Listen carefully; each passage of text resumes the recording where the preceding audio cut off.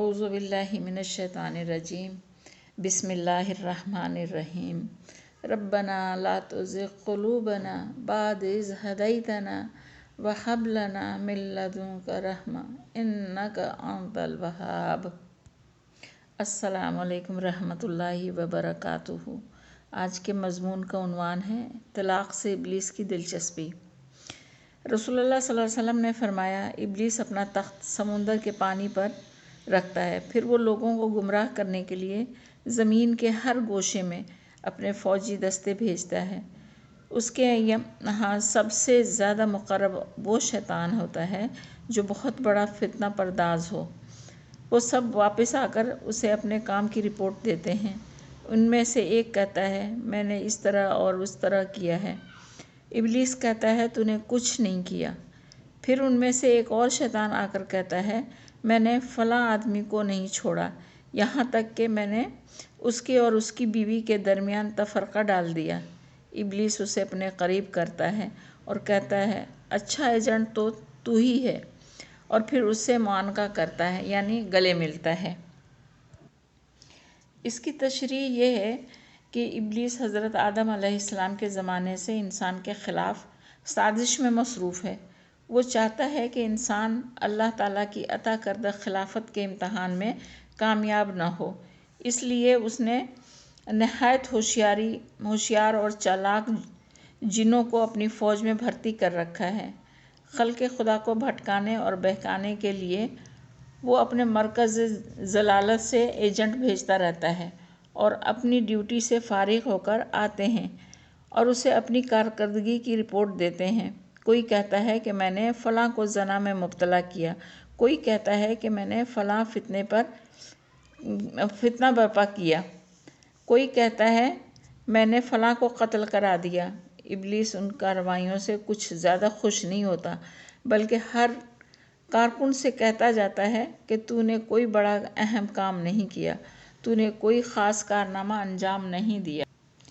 لیکن جو شیطان آ کر یہ رپورٹ دیتا ہے کہ ایک آدمی اور اس کی بیوی کے درمیان معمولی بات پر جھگڑا ہو گیا تھا، میں نے دونوں کو ایک دوسرے کے خلاف اکسانے کی کوشش کی، بات بڑھتی گئی، یہاں تک کہ اس آدمی نے بیوی کو طلاق دے دی۔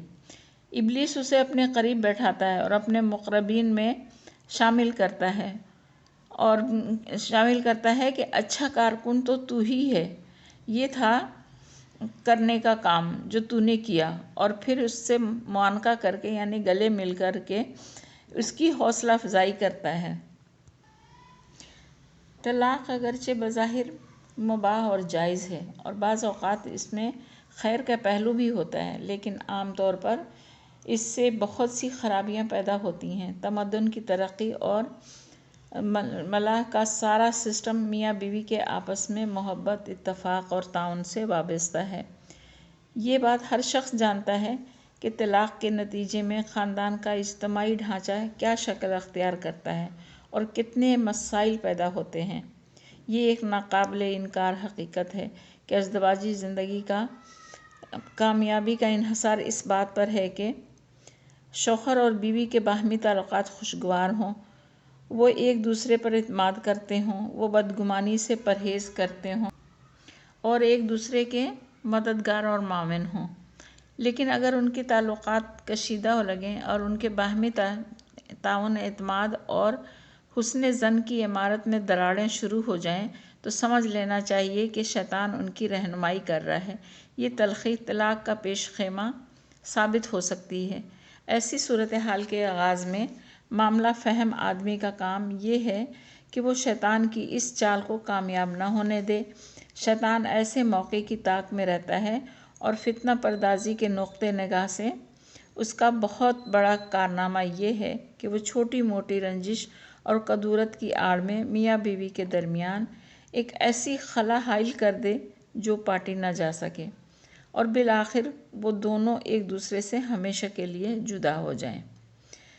وہ انسان بھی شیطان کا ایجنٹ ہے جو ایک بسے بسائے گھر کو اجاڑنے اور برباد کرنے کی کوشش کرتا ہے۔ بد اخلاقی کا آخری درجہ یہ ہے کہ انسان شوہر اور بیوی کو ایک دوسرے کے خلاف بھڑکائے، ان میں باہمی نفرت اور دشمنی کی تخم ریزی کر کے ان کے تعلقات کو اس حد تک خراب کرنے کی کوشش کرے کہ طلاق تک نوبت پہنچ جائے۔ اس شخص کے شیطان ہونے میں بھی کوئی شبہ نہیں ہے۔ وہ ایسے عملیات اور تعویذات سے دلچسپی رکھتا ہے جن سے میاں بیوی کو ایک دوسرے سے جدا کیا جا سکے۔ جو شخص جادو اور عملیات کے ذریعے بےخودگی کرتا یا کراتا ہے وہ اللہ کی نگاہ میں سخت مجرم ہے۔ اللہ تعالیٰ کے نزدیک سب سے زیادہ مبغوض طلاق ہے۔ نبی کریم صلی اللہ علیہ وسلم نے فرمایا، اللہ تعالیٰ کے نزدیک تمام حلال چیزوں میں اگر کوئی چیز سب سے زیادہ قابل نفرت ہے تو وہ طلاق ہے۔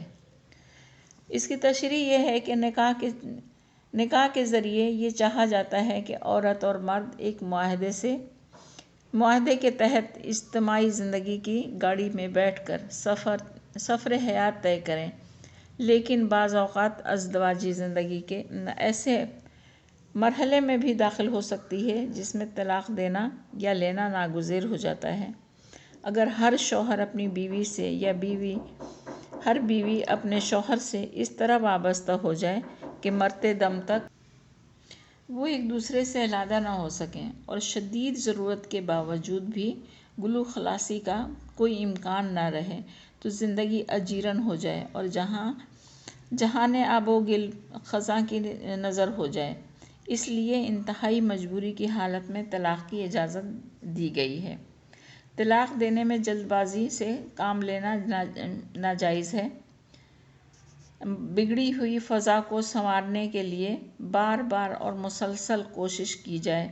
اصلاح احوال کی اگر کوئی صورت باقی نہ رہے اور افہام و تفہیم کی ساری کوششیں ناکام ہو جائیں تو پھر آدمی طلاق دینے پر غور کر سکتا ہے۔ یہ کوئی خوشگوار عمل نہیں ہے۔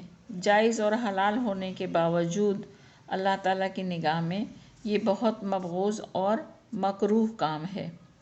طلاق دینے میں جلد بازی سے کام لینے کی وجہ سے انسان بسا اوقات بہت سی مشکلات اور پریشانیوں میں مبتلا ہو سکتا ہے۔ مثلاً ایک بسا بسایا گھر اجڑ جاتا ہے۔ دو خاندانوں میں عداوت اور نفرت کا آغاز ہو جاتا ہے۔ شوہر کو بیوی کے اور بیوی کو شوہر کے جدید انتخاب میں بڑی جدوجہد کرنا پڑتی ہے۔ طلاق کے بعد فریقین کو ندامت کا شدید احساس ہوتا ہے اور پھر دوبارہ گھر آباد کرنے پر آمادہ ہو جاتے ہیں، لیکن طلاق کے آخری مرحلے میں اس کی گنجائش نہیں ہوتی۔ چینل کو سبسکرائب، لائک اور شیئر ضرور کیجیے تاکہ معلوماتی ویڈیو آپ تک پہنچتی رہے۔ اللہ حافظ۔ اللہ ہم سب کا حافظ و ناصر ہو۔ اللہ حافظ۔